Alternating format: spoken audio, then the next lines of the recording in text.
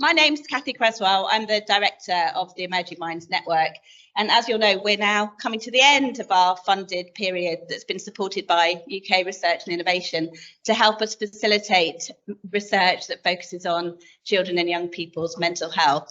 So today is very much a sort of celebration of all the work that's been done, but also very much about helping us think about what the next steps are and what we all need to be doing going forwards as we continue to think about how we can improve children and young people's mental health.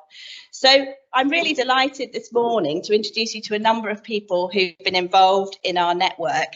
And what I think you'll see is the people that you'll meet now are very reflective of our whole room, which is really full of such a broad range of expertise and experiences.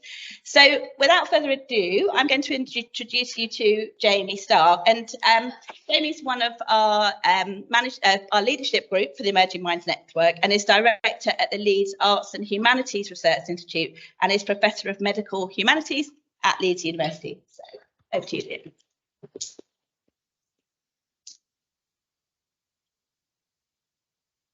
very much, Cathy. I'm going to be very brief because I know we've got lots of people to get through in this little slot. I wanted to say just a little bit about my own work and why I think the disciplinary perspective which I bring, which is the history of science and medicine, has something distinctive and important to contribute to the work that Emerging Minds has been doing and will continue to support in the future, but also how I think the involvement which I've had among such a dynamic and exciting range of researchers and participants has inflected some of the thoughts that I've had about my research. At the outset, I think Cathy and all of us had a vision for this project as being inclusive, as being discipline agnostic, drawing on a wide range of expertise, both within and outside academic research. But I think it took us a little while to work out exactly what that would look like. And from my perspective, I study mostly the history of medicine and science in Britain between around 1850 and 1950. It was a really novel challenge for me to think about how lessons that we might learn from the past could be applied to some of the major challenges that we face in the present. And I think the reflection that we see most strongly of that is actually in some of the sessions today. Almost all of those topics intersect very strongly with issues which people in literature, history, philosophy, and cultural studies are concerned with. Issues such as race and ethnicity, gender, family, inclusivity, the imagination, and communication are rooted at the heart of some of the challenges in young people and children's mental health issues in the present. And that's why I think it's really important that we allow space for so many different perspectives to come to bear on those questions. Emerging Minds is one of 8 networks which was funded by UK Research and Innovation, the UK government's national funder of science and research. And we've tried to make sure that our programme of activities has enabled a range of different participants to be involved. So we partnered with a range of charities, parents, children and young people themselves, and we've worked to try and craft a programme which has allowed people to be included at every stage of their engagement with children and young people's mental health. So we've designed a series of funding calls, some are quite large, medium scale, to enable people to pilot their ideas. We initiated a series of special interest groups, which allowed new groups of people from different academic disciplines and different sectors to come together to pilot those ideas in a more speculative way. We've had a programme of cross-disciplinary hopping to allow people to gain new perspectives from different sectors and different sets of expertise. And we've also had a programme of development for early career researchers to try and support the next generation of interdisciplinary workers in this critical area. So it's been a great pleasure to be involved in the project over the last 4 years, and I really hope that you have a fantastic day discussing this important topic. Thank you very much.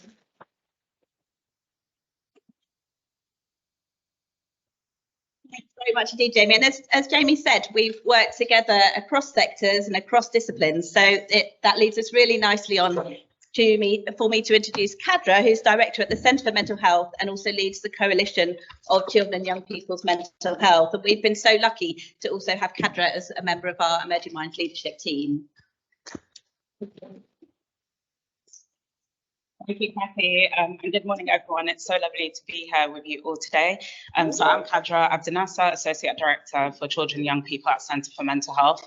And as part of my role, I also manage the Children and Young People's Mental Health Coalition, and both organisations have been supporting the network from the start. So I've also had the privilege, as Cathy mentioned, of sitting on the leadership team, and it's just been amazing watching the network grow from strength to strength over the years. So I was asked to share a few reflections on the current state of children and young people's mental health in the UK. So since the inception of the Emerging Minds Network, we have sadly seen a sharp rise in the numbers of children and young people experiencing common mental health problems such as anxiety and depression. Sadly, these figures have rose from 1 in 9 in 2017 to 1 in 6 in 2021. The evidence also tells us that some groups of children and young people may be impacted more than others, such as young women, young people with multiple or complex difficulties, and those facing inequalities and discrimination. So, and then halfway through the programme, we were hit with the COVID-19 pandemic, which has also negatively impacted some young people, but it's also really magnified inequalities. And these are things that, you know, we need to start thinking about and addressing. Children and young people's mental health services were struggling even before the pandemic, but that now they continue to sort of struggle, with many young people continuing to face lengthy waiting times and many young people sort of being turned away from services. We know that there are huge social, personal and economic costs linked to mental health problems if they are left unaddressed. And one fact that I think stuck with me from one of our early conversations is that on average, it takes about 20 years for mental health research to be put into practice. In children's mental health, especially, I think, you know, the gaps in evidence and data have really held us back from making positive changes for young people. And I don't know about all of you, but I'm really tired of seeing lots of headlines about the problems and seeing really little to no change in practice for young people, especially in the prevention space. And I also think that in this period of political and economic uncertainty, we really need evidence-informed policymaking and decision-making. So the network has really provided us that opportunity to focus on some priority areas to really advance our thinking and thinking about like the drivers of poor mental health as well as the solutions. So how did we get to these research priority areas, you all ask? So right at the start of the programme, our team at Centre for Mental Health convened a number of workshops with practitioners and policymakers from across the country. And our friends at Young Minds also did the same with young people and families. So these workshops informed the 4 research challenge areas, which you will all hear about in a moment. But before I wrap up, I just really wanted to thank you, Cathy and Emily, and everyone involved in the network. I think I've, you know, been super proud to be involved and have learned so much from all of you. And I also wanted to say on behalf of the centre and all of the charity partners, just how much it's meant to us to kind of be a part of the process, because I think oftentimes charities can kind of be forgotten in research, but really that collaborative approach has helped us in our campaigning and influencing work. So thank you for that. And yeah, thank you everyone for being here, and I hope you enjoy the summit. Thank you.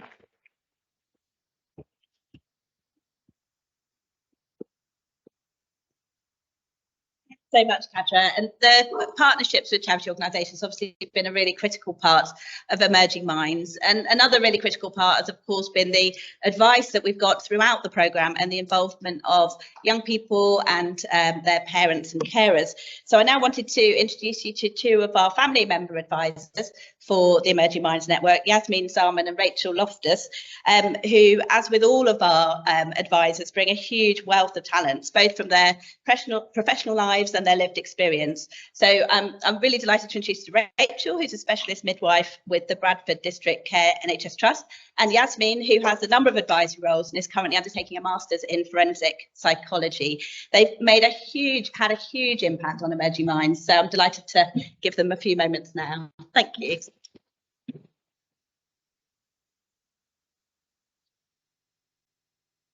Hello, everybody. Yeah, thanks, Cathy. I'm aware of the microphones. Yeah, thanks for having us here today, and it's been a real pleasure kind of working with Emerging Minds over the past, since 2019, I think I first got involved. So yeah, my name's Rachael Loftus. I'm a specialist midwife. I'm also the parent of a child who's now an adult actually, but a child who's suffered with quite significant mental health difficulties during his early teenage years. So I was really motivated and passionate about kind of working in this sort of field, both professionally and kind of personally.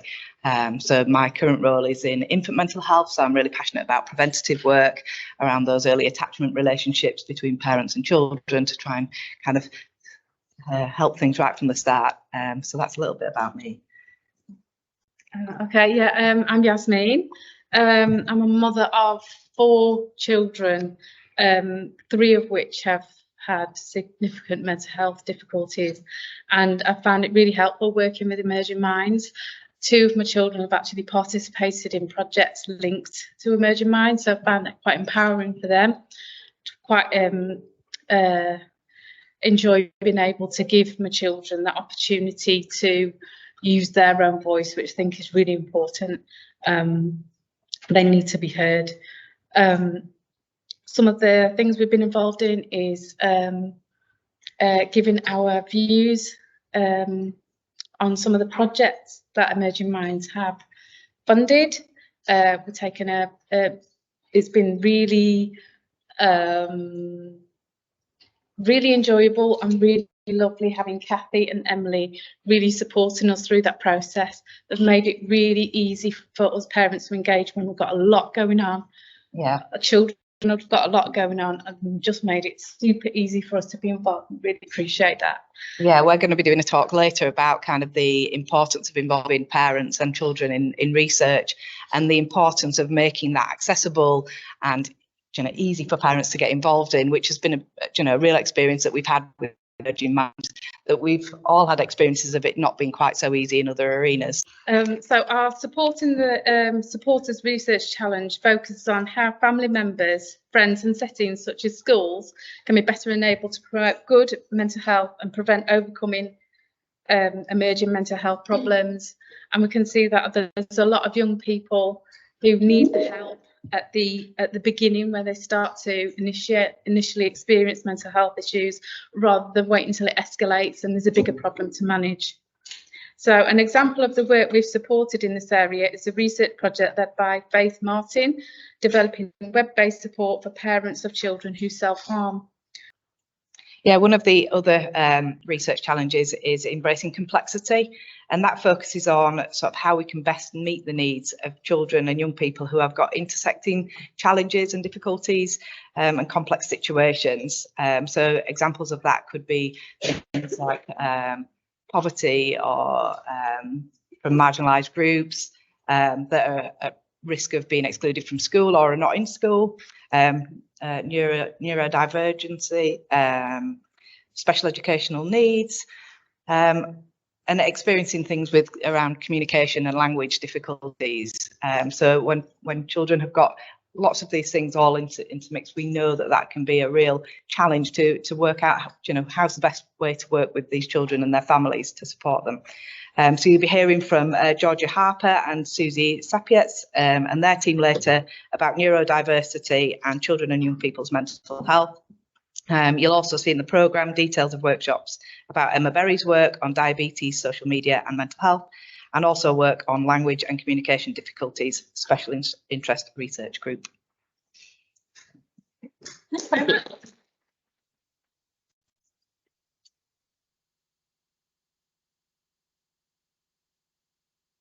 Thank you so much, Rachael and Yasmeen. It's been such a pleasure to work with you. And now I just want to hand over to one of our fantastic interns that we've supported through the Emerging Minds Network. So we've now supported a number of interns. So I say supported, actually we've hugely benefited from, it's what I should say, a number of interns who come and joined us at earlier stages in their research careers. And Fiyory was our first intern, and we're delighted that she's now doing a PhD. And so we're really enjoying watching her success. So I'm now delighted to hand over to Fiyory, who can tell us a bit about her work.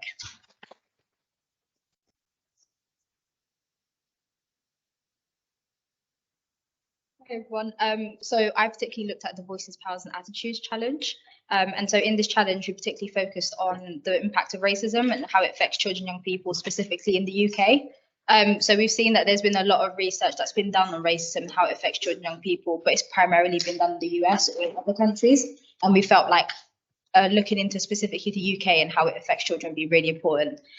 So I did a rapid scoping review looking into papers over the last 22 years. And after that, we also did, myself, Nikki and Jawad, who are over there, we did focus groups with young people and workshops with facilitators, workshops with people who work with young people. And through that, we came up with the funding call. And through that, we ended up funding 3 projects, 2 of which are doing workshops today that you can see. And myself, Nikki and Jawad will also be doing a workshop to talk about the importance of co-production from start to finish. Wonderful. Thanks so much.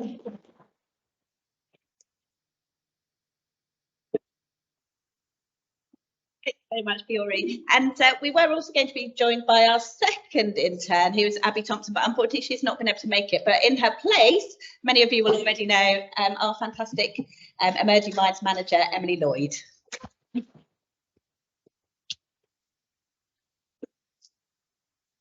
Hey there. Well, I am so disappointed that Abby Thompson can't be here because I'd love you to meet her and hear more about her work. But Abby focused on our big question research challenge. So this challenge really focuses on why, even when we know what works, in inverted commas, isn't it necessarily implemented in policy and practice. She also explored how do we improve evidence-based decision making.